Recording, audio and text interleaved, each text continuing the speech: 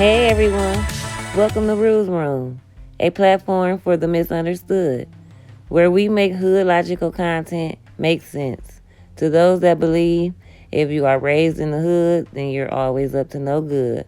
I'm here to reverse that curse and express myself. Don't hesitate to join me. Be my roommate. Let's begin with the book called In the Hood Up to No Good, written by Cierra Alqawi.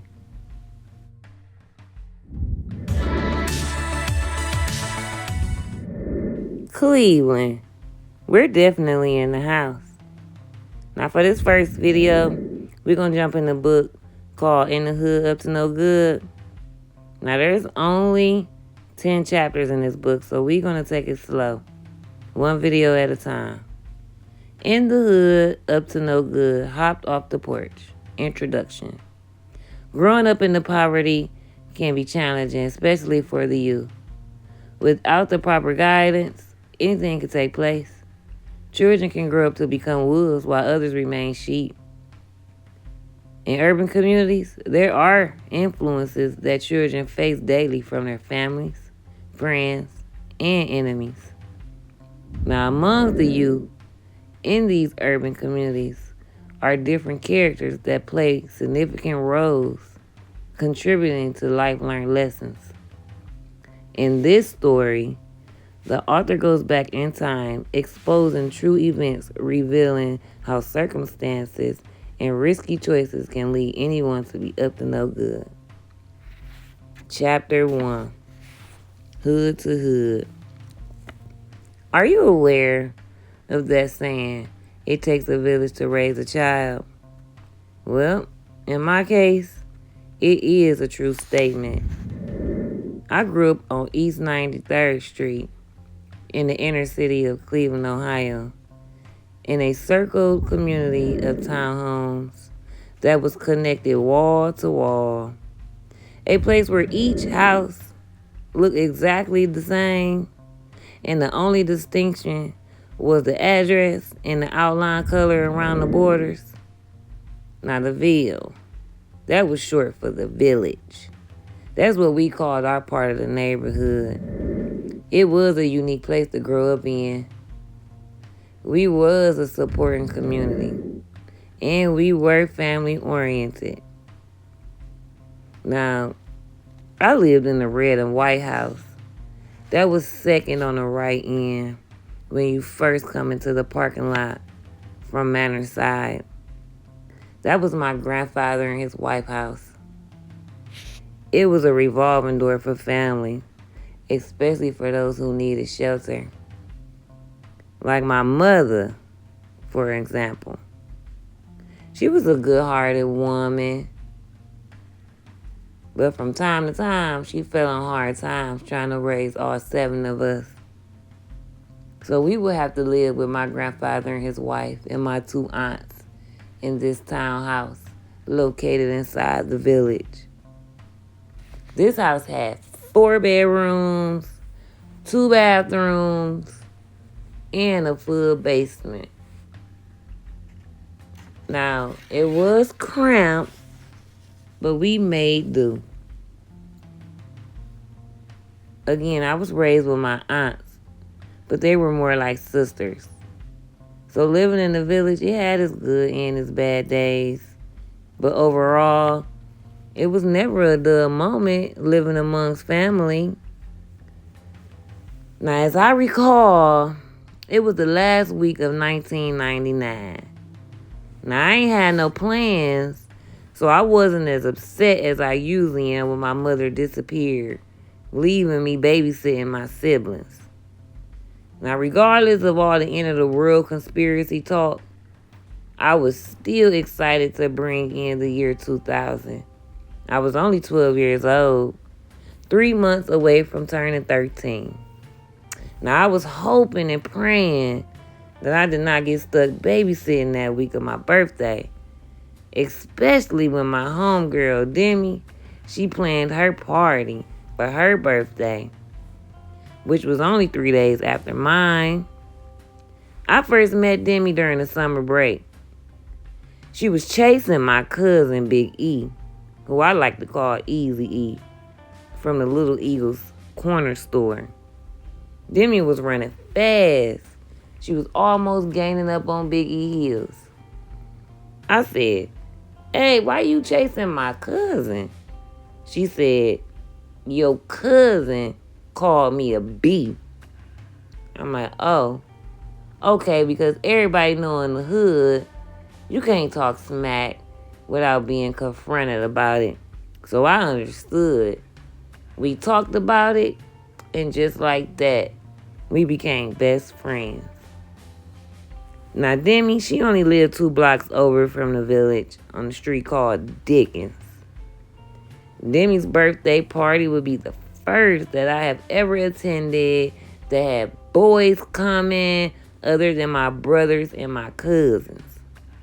I was highly looking forward to this party, so much so that I planned for it like it was my own. Metaphorically speaking, hopping off the porch was not difficult to do. Now, where I come from, it only took a hop, skip, a leap out the yard.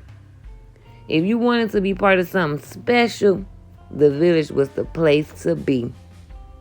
The village is known to be where everybody cool hung out together. Villagers, now they are extremely close. So close that they knew each other's personal information, the latest gossip and news that went on inside the village. The village, yeah, it was far from a perfect place, but it was the perfect place to build character. See, everyone knows everyone from a 10-block radius, from Ramona to Buckeye.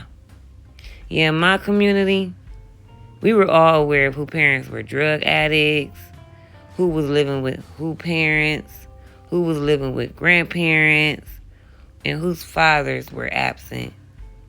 See, that was the common thing about growing up in urban communities. Households, yeah, it did not look quite like the picture-perfect family structure that society deems as favorable. Yeah, so a majority of the homes, women are the head of the household. And all the young men, they was growing up influencing each other. Of course, because of the lack of father initiative. During the hot summers, most of the time, we stayed in until the sun went down. Because being outside in the village, with that open space where the sun could beam right down directly on top of your head, it wasn't the place to be. Especially not for the cool people. Maybe for the young kids. But if you were cool and you know where to go to hang out at, it definitely was not the village during a hot summer day. Most of the time, you have people hanging out on the front of the village. That's the outer village, the outer side of the village perimeter. We call that the front.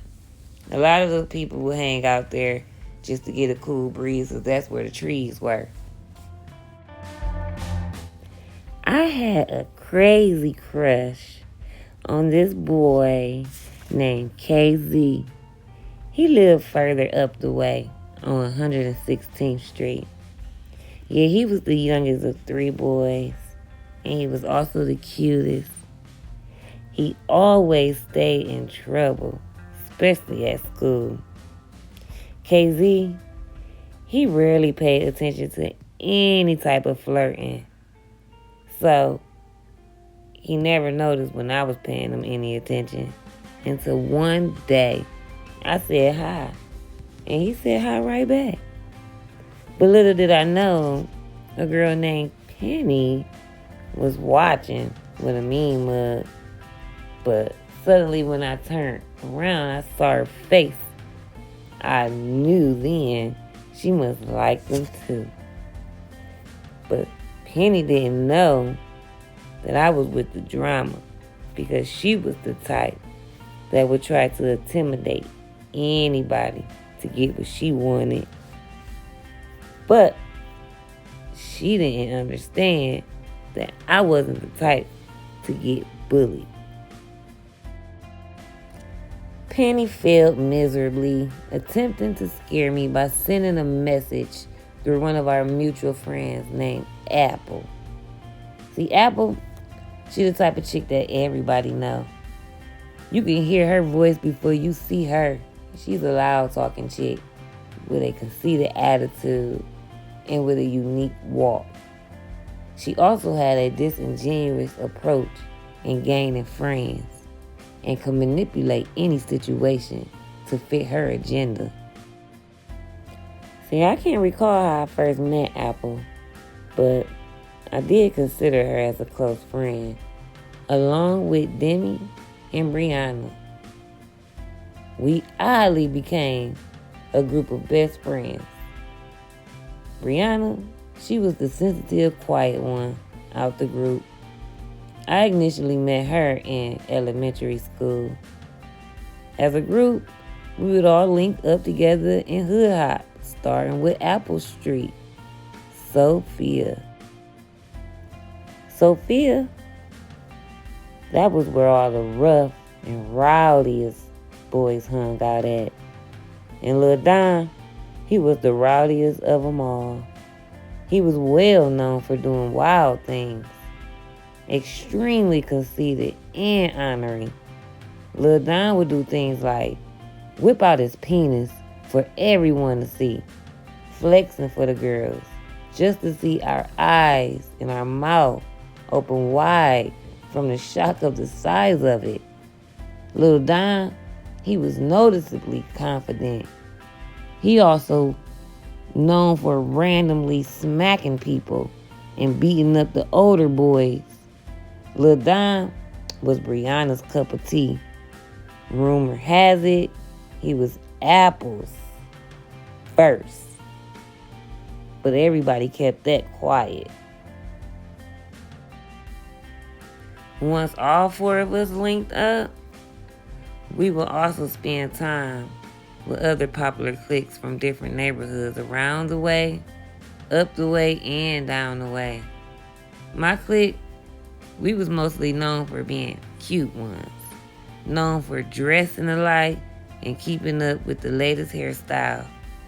I used to call us the ABCD clique.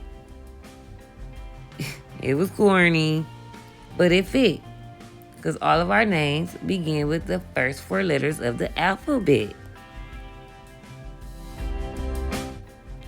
We all spent a lot of time over Demi's and Apple's house, and periodically we would spend the night over Brianna's house. Brianna's father would take care of anything we wanted while spending time over her house. Spending time together, it was like staying up late, watching blockbuster movies, eating snacks, gossiping about whatever happened at school that week. This became our weekend rituals. Demi, Brianna, and Apple all had older siblings to protect them. I didn't have older siblings. I had two aunts, Nessa and Princess. They weren't much older than me. They were my mom's youngest sisters. And whenever I needed their help with anything, they were right by my side like arms. My aunts were known to fight first and ask questions never. And everybody in the hood knew to think twice before starting drama with them. I admired Demi's older sister, Tootsie. She demonstrated a different kind of grace. I enjoyed observing her. She had the greatest ambition. It's not every day that you see a young black woman from the hood living in a dorm, attending college, and traveling. Exciting things happen daily in the village. Random fights, boys running from the police, dice games, curveball games, boys doing wheelies on their bikes, all kinds of wild things. Like, for example, one day, Mark from Parkview walked inside the village with his little brother. named T-Pain. Mark was holding a double-barreled shotgun. I was sitting on the short green box in front of Chief's house, talking to this girl named Little Ann. We instantly stopped talking and stared directly at Mark and that gun. We was froze in time. We didn't know whether to run or stay in place. We stood still and watched as Mark demanded a fight on his brother's behalf. The gun alone put fear in everybody's hearts who was outside that day. No one stepped up to fight. See, Mark wasn't a monster. Well, at least not towards the women and the children in the community. Sadly, Mark died in front of his home at an early age from gun violence. It was a shock to our entire community.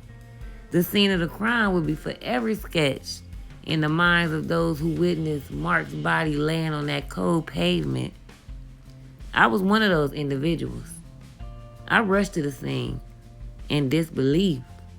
And for the first time, I felt my knees buckle as I heard the terrible cries and screams from his family, his mother, his sister, his brother, as we all, as a community, just stared and gazed upon his body. It was the saddest moment ever. Unfortunately, far too often in the hood, there are children raised in single-parent households. So collectively, the village residents looked out for one another's well-being, especially for the elders and the children. The wonderful thing about living in the village is that we all would celebrate major holidays together.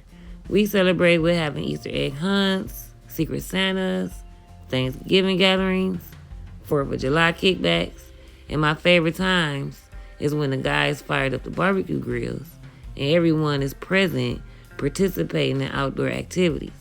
Boys playing football on the hard concrete, loud music, and laughter. When the village is full of parked cars, it's a guaranteed fun time, especially if all the native villagers are there. One day during the summer, I got into a big fight with this well-known chick who lived up the street on Manor. Her name was Tree. Yeah, Tree, that was her name.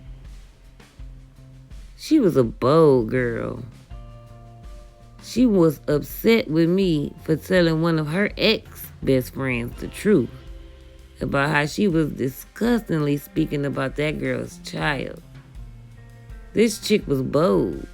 She came inside the village looking for a fight with me. Everybody quickly heard about the fight happening, so the entire village residents, they came to spectate. The crowd formed, a large circle boxing the two of us in. After seconds of wild swinging, we latched onto each other and tightly slammed each other on the hard black pavement. I quickly got on top of her and finished the fight. But as I got up, I began noticing a burning sensation from tiny scratches all over my face. Fights were recreational in my community. I quickly learned that sometimes you can win, sometimes you can lose, and sometimes you can make a friend out of your enemy. That was a good lesson to learn. All the boys in the village represented themselves by standing their grounds and maintaining a certain creed of honor over thieves. Growing up in the hood amongst males whose slogan is money over everything, it groomed me to adapt to that ideology. I understood at an early age that the vulnerability of being a young girl in the hood meant that the wolves could easily sniff out the weakest sheep and devour them. The funny thing is, I wasn't a sheep. Among the older wolf packs in the village, it is one of the most notorious sheep eaters of them all. We call him Skant. Yeah, Skant, he can devour an entire flock of sheep alone.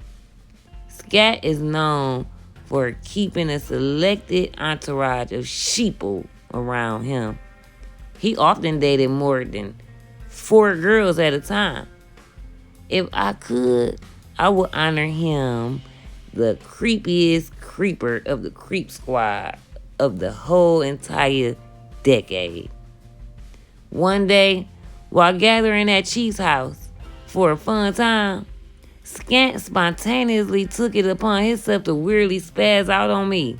He yelled at me and he cursed at me as if I was his girlfriend who cheated on him or something. I was appalled. Now, I must admit, I was extremely upset with him, because he has never put that on me before. I had no clue as to why he did that. I assumed he must have been suffering from a bruised ego. Yes, Scant reminded me of a main character in a movie called How to Be a Player. He was a player, and he was smooth, and he would try to take down the whole crew. But see me, I didn't have that to do. So maybe that's why he was upset with me. I couldn't figure it out. So I just left the scene really upset with him. And then he acted as though he never knew why I stopped speaking to him. Alright, everybody. That was the end of chapter 1. We came in on like a smooth little note. Wasn't too rough, right? Wasn't too bad, right? I know everybody want to grow up perfectly. But hey, that was my reality. Now, y'all don't know much more about the story just yet, so don't judge me. Just come back so you can hear chapter 2. All the way until we're finished with the book. And then maybe you'll get an understanding of how some hoods might work. Alright. Hope to see you next time. I hope you subscribe. And if you like it and you know it, hit that like. And if you liked it and you know it, hit that like. And if you like it and you know it, and you really want to show it, if you like it and you know it, hit that like. Thank you guys. Much appreciation. I will keep up with the videos as long as I have engagement. And again, I cannot go live until I get 10,000 followers. I heard that's the decency on YouTube. You gotta have at least 10,000 followers or so to start going live.